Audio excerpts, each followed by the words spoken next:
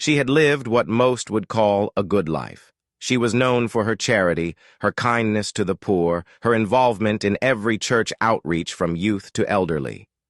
She had fed the hungry, clothed the homeless, and wept with the broken. People looked up to her.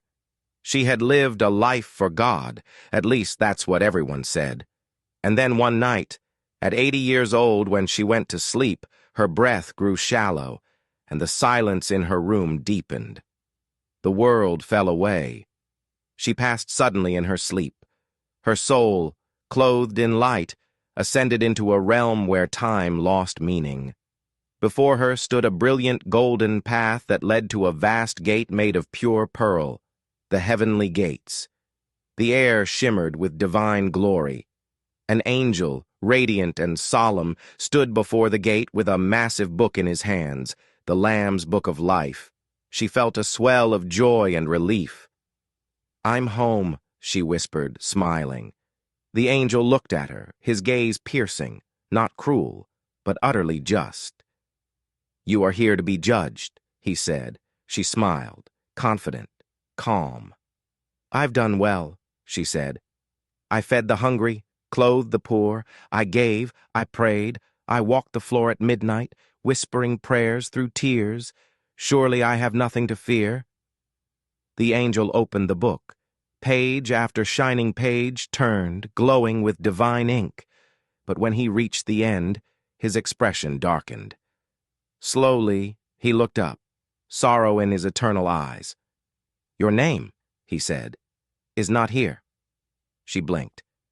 "What do you mean?" "There must be some mistake. I devoted my life to God, to serving others." "You did many good things," the angel said, "but your heart remained hardened.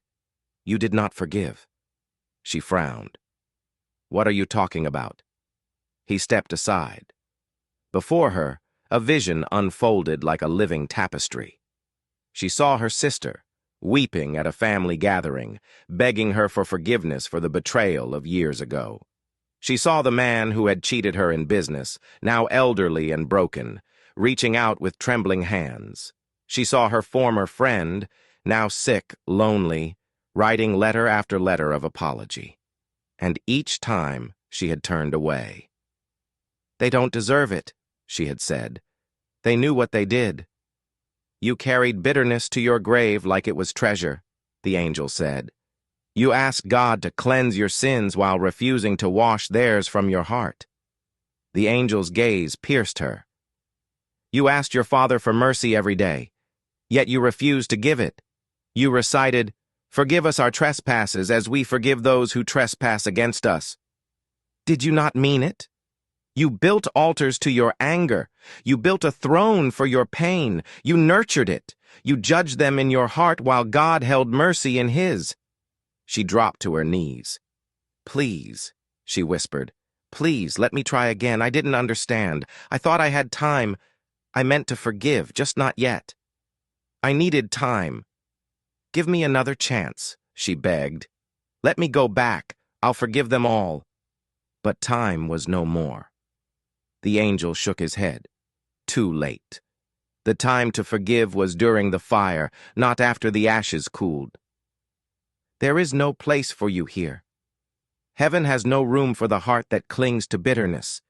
It is a place of purity, peace, and perfect love. There is no room for resentment, hatred, or vengeance. The Lamb's Book bears only the names of those washed not only in deeds, but in surrender. And you refused to surrender your judgment to God's. You chose unforgiveness over peace," she screamed, not in torment, but in regret. So close, so far, all for a heart that chose unforgiveness over peace. The angel turned. One last whisper as eternity closed. "Mercy withheld, is mercy lost?" The gates began to fade. Her chance, slipping like water through fingers. Light dimmed, the ground cracked beneath her, and suddenly the brilliance of heaven was torn away. A chasm opened and she was falling, down, down, through smoke and screams and agony. She landed among countless others, all who had clutched vengeance like a crown, never realizing it was a chain. The lake of fire churned like a living nightmare. There was no end to the torment, no sleep, no rest, no hope. And still, through the pain, she wept, not just from suffering, but from the memory of the heavenly gates. And the one thing she had refused to give: forgiveness. Thank you for watching. Please share to all friends and loved ones. It might help save a soul. And always remember what Matthew 6:15 says to all of us. But if you do not forgive others their sins, your Father will not forgive your sins.